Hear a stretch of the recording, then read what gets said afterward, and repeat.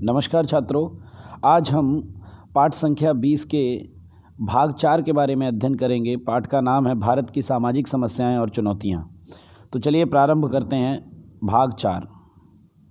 इसमें देखो यहाँ दिया गया है नक्सलवादी आंदोलन। नक्सलवादी आंदोलन यानी नक्सलवादी इसको कहा क्यों जाता है तो वो यहाँ पर समझाया गया है। देखो यहाँ पर एक नाम दिया गया है माओ तसे तुंग। ये इनका फ़ोटो है जो हम यहाँ पर देख रहे हैं। ये है माओ तसे तुंग। इन्होंने चीनी क्रांति की ये नेतृत्व किया था इन्होंने। तो उससे प्रेरणा लेकर नक्सलवादी आंदोलन भारत में सर्वप्रथम 1967 में पश्चिम बंगाल से ये शुरू हुआ था। हमारे यहाँ सबसे पहले पश्चिम बंगाल से ये शुरू हुआ और यह उग्रवादी विचारधारा पश्चिम बंगाल के एक क्षेत्र है जिसे नक्सलवादी क्षेत्र कहा जाता है, वहाँ से ये उत्पन्न हुआ, इसीलिए इसको नक्सलवाद कहते हैं। ठीक है, पश्चिम बंगाल से शुरू हुआ यह आंदोलन और विभिन्न राज्यों में भी फैल गया। जैसे झारखंड में ये फैला, बिहार में फैला, आंध्र प्रदेश में फैला, केरल, उड़ीसा, त्रिपुरा, मध्य प्रदेश में पहाड़ी और जंगली क्षेत्रों में भी ये फैल गया। जिसमें दो मुख्य संगठन हैं जो मतलब नक्सलवादी प्रतिक्रिया व्यक्त करते हैं, जिसमें पीपल्स वॉर ग्रुप और माओवादी साम्यवादी केंद्र, ये दो मुख्य संगठन हैं। और इसमें यहाँ मैप में देख लीजिए, जितना ये रेड और येलो एरिया दिया गया है, तो जो रेड एरिया है आपका, जो लाल रंग से दिखाया गया है मानचित्र में, वो बहुत ही ज़्यादा मतलब नक्सलवाद से क्या है प्रभावित क्षेत्र हैं। फिर उनसे कम जिस तरीके से कलर जो है आपका पीला होता जाएगा, ठीक है, वो उतना कम होता जाएगा, पर इन क्षेत्रों में नक्सलवाद आपको देखने को मिलता है, वो यहाँ पर समझाया गया है। चलिए नेक्स्ट स्लाइड पर चलते हैं। यहाँ देखो दिया गया है उत्तर से लेके पूर्व में जो विद्रोह है, उत्तर पूर्व में जो विद्रोह है उसको यहाँ समझाया गया है। देखिए यहाँ क्या समझाया गया है कि स्वतंत्रता प्राप्ति से लेकर आज तक उत्तर पूर्व में विद्रोह एक स्थायी समस्या बनी हुई है।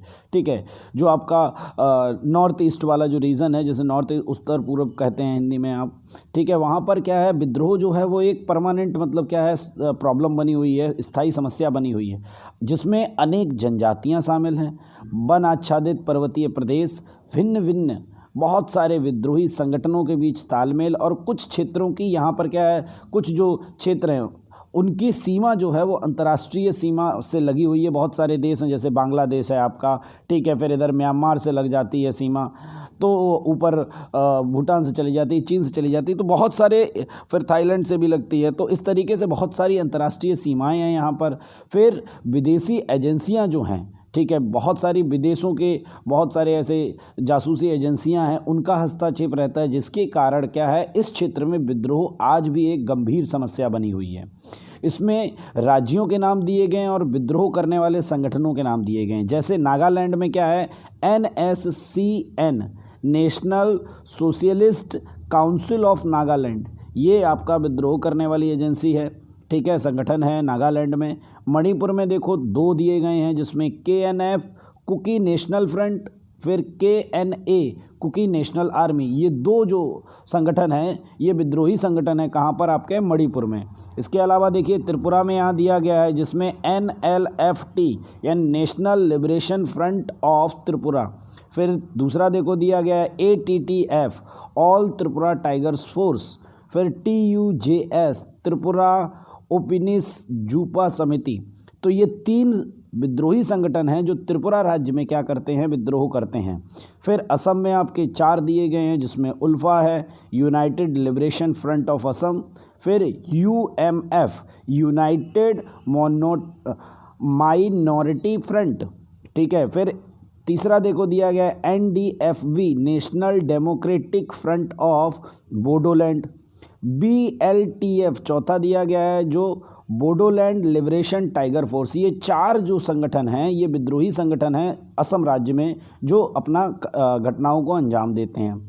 तो लास्ट में देखो यहाँ दिया गया है इन विद्रोही संगठनों के बीच अलग राज्य की ये सभी संगठन मांग करते हैं कि हमारे इस क्षेत्र को पर्टिकुलर जहाँ पर ये जनजातियाँ रहती हैं उनको एक अलग राज्य की मान्यता दे दी जाए।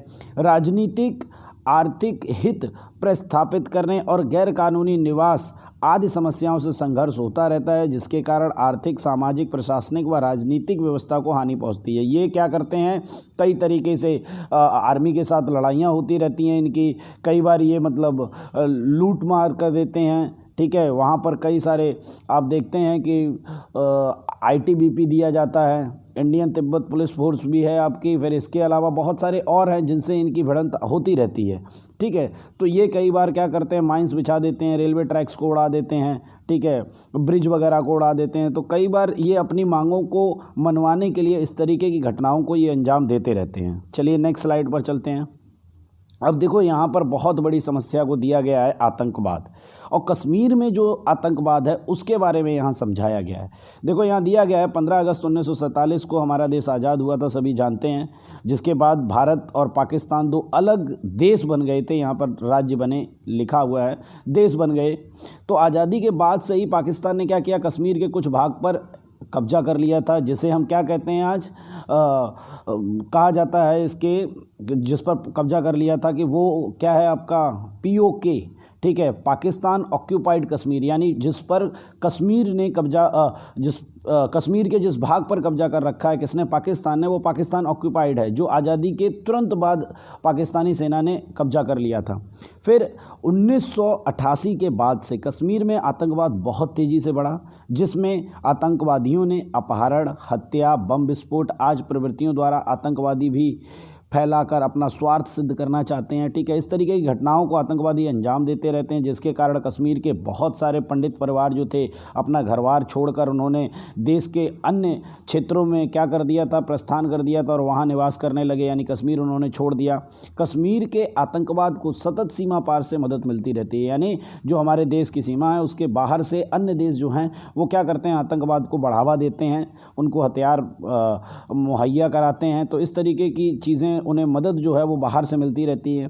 अब आतंकवादियों का आशय जो है, यानी क्या वो चाहते क्या है, तो वो भारत में भय और अस्थिरता उत्पन्न करनी चाहते हैं कि भारत में भय बना रहे। इसके अलावा आतंकवादी प्रवृत्तियों को बंद करने के लिए भारत ने बहुत सख्त और मजबूत कदम उठाए हैं, जिसमें आतंकवाद का सफाया हो। इस उद्देश्य से भारत के बहुत सारे सैनिक शहीद भी हुए हैं ऐसी घटनाओं को अंजाम देते हुए। तो चलिए नेक्स्ट स्लाइड पर चलते हैं। आतंकवाद के सामाजिक प्रभाव, समाज पर क्या प्रभाव पड़ता है आतंकवाद का, वो यहाँ पर हमें क्या है समझना है। तो पहला पॉइंट देखो, कहता है कि आतंकवाद समाज को विघटन की ओर ले जाता है, ठीक है, विभाजन कर देता है, तोड़ने का काम करता है समाज को। दूसरा पॉइंट देखो दिया गया है, आतंकवादी भय, लूटमार, हिंसा जैसी प्रवृत्तियां करके लोगों में संदेह, भय उत्पन्न करते हैं। छोटे बालकों से लेकर वृद्धों पर इस भय का प्रभाव पड़ता है। ये भय बना देते हैं, डर बना रहता है बच्चों को और वृद्धों को हमेशा। तो ये एक समस्या है, लूट मार करते हैं, हिंसा जैसी प्रवृत्तियां इनके द्वारा की जाती हैं। तीसरा पॉइंट देखो, कहता है कि आतंकवाद के प्रभाव से लोगों को एक दूसरे पर विश्वास कम हो जाता है, परस्पर भाईचारे की भावना कम हो जाती है। हम किसी पर विश्वास नहीं करते हैं, हम अपना स्वयं निर्णय लेते हैं और उसके अनुसार चलते हैं। तो ऐसे में क्या है, जो एक भाईचारे की भावना बनी हुई है वो टूट जाती है, लोगों के बीच कम हो जाती है। कई बार सांप्रदायिक झगड़े भी देखने को मिलते हैं, धर्म अलग अलग धर्म के लोग आपस में लड़ जाते हैं, ठीक है, ये आतंकवाद के द्वारा प्रोत्साहित किए जाते हैं और जिसके कारण समाज व्यवस्था जो है वो छिन्न भिन्न हो जाती है। आपस में एक दूसरे पर आरोप प्रत्यारोप लगाए जाते हैं। उनके जो सामान या दुकानें वगैरह आप लोग देखते हैं कई बार कश्मीर में बंद बनी रहती हैं, तो वो उसका मेन कारण यही है, सामाजिक व्यवस्था जो है वो छिन्न भिन्न हो जाती है। समाज में अव्यवस्था और अशांति उत्पन्न होती है। आतंकवाद प्रभावित क्षेत्रों में लोग सामाजिक उत्सव उत्साह से नहीं मना सकते, यानी ईद हो, होली हो, दिवाली हो, जहाँ पर इस तरह की घटनाएं होती हैं वहाँ पर क्या है कि जो रहने वाले लोग हैं वो किसी भी उत्सव को उत्साह के साथ नहीं मना पाते हैं। डर बना रहता है उनके अंदर कि कहीं पर त्यौहार पर आतंकवादी कोई घटना ना हो जाए, जिसके कारण लोगों को जोड़ने वाला आंतर व्यवहार समाप्त हो जाता है। यानी जो एक मीडियम है, जो उत्सव हैं जहाँ पर सभी मिलते हैं एक दूसरे से, वो जब नहीं मिलते हैं एक दूसरे से, क्यों? क्योंकि उन्हें एक डर बना रहता है, ठीक है। तो ये व्यवहार धीरे धीरे समाप्त होता चला जाता है। चलिए अब इसके अन्य प्रभाव देखते हैं। यहाँ पर दिया गया है आतंकवाद के आर्थिक प्रभाव। आतंकवाद के परिणाम स्वरूप अब क्या हमारे अर्थव्यवस्था पर क्या प्रभाव पड़ता है, तो वो यहाँ दिया गया है। पहला पॉइंट देखो दिया गया है कि आतंकवाद के परिणाम स्वरूप व्यापार उद्योगों के विकास के लिए प्रोत्साहक वातावरण नहीं बन पाता। उन क्षेत्रों के उद्योग व्यापार का विकास रुक जाता है, यानी डर बना रहता है कि कहीं कोई सामान लेके ट्रक जा रहा है तो उसको लूट लिया जाएगा, ठीक है। तो और कोई अपनी इंडस्ट्री ऐसे क्षेत्रों में नहीं लगाता है क्योंकि उसे लगता है कहीं मेरी इंडस्ट्री में कोई बॉम्ब वगैरह लगा के उड़ा दिया तो उसका नुकसान हो जाएगा। तो वहाँ पर व्यापार और उद्योग को प्रोत्साहन नहीं मिल पाता है, इस तरीके का वातावरण नहीं रहता है। दूसरा पॉइंट देखो दिया गया है व्यापार उद्योगों के ठप हो जाने से लोगों को अन्य प्रदेशों में व्यापार रोजगार के लिए स्थानांतरण करना पड़ता है। अब जब वहाँ पर कोई उद्योग नहीं लगेगा, जब वहाँ पर कोई काम नहीं होगा तो लोगों को रोजगार नहीं मिलेगा, तो वो ऐसे में क्या करते हैं, दूसरे स्थानों पर जाकर काम तलाश करते हैं। फिर देखिए तीसरा दिया गया, कुछ आतंकवादी संगठन पूंजीपति, उद्योगपति, कर्मचारियों, व्यापारियों को डराकर धन वसूल करते हैं। यानी उनसे कहते हैं कि तुम्हारी फैमिली को मार दिया जाएगा, परिवार को नष्ट कर देंगे, या तुम्हारे जो उद्योग हैं उनको उड़ा दिया जाएगा, ठीक है, ख़त्म कर देंगे उनको हम। तो इस तरीके से डर बना रहता है, तो पूंजीपति भी ऐसे क्षेत्रों में निवेश नहीं करते हैं और वो डरा धमकाकर उनसे पैसे वसूलने का काम करते हैं। कौन? आतंकवादी। चलिए नेक्स्ट देखिए, इसमें दिया गया आतंकवादी नशीले पदार्थों की हेराफेरी, कालाधन वगैरह असामाजिक कार्य करते हैं जिससे देश में सामाजिक आर्थिक समस्याएं उद्भव होती हैं। नशीले पदार्थ की हेराफेरी करती हैं, युवा पीढ़ी को ये लोग नशीले पदार्थों खिला पिलाकर क्या करते हैं, उनके आने वाले जो हमारा देश है उसकी जो नींव है वो युवा पीढ़ी पर आधारित है। जब वही नहीं समाज में सही से रहेंगे तो फिर क्या होगा कि हमारे देश की सामाजिक और आर्थिक समस्याएं बहुत सारी उत्पन्न हो जाएंगी। ये सभी क्या है, असामाजिक कार्य हैं जो आतंकवादियों द्वारा किए जाते हैं। इसके अलावा देखो दिया गया, आतंकवादी रेलवे, रेडियो स्टेशनों, मार्ग, पुल, सरकारी संपत्ति आदि को नुकसान पहुंचाते हैं जिससे इस संपत्ति की पुनर्स्थापना के लिए करोड़ों रुपए खर्च होते हैं। कई बार आप देखते हैं कि बम विस्फोट में कोई पोस्ट ऑफिस उड़ गया, कोई रेलवे स्टेशन उड़ गया, तो उसको वापस से बनाना पड़ेगा, तो वहाँ पैसा खर्च होता है।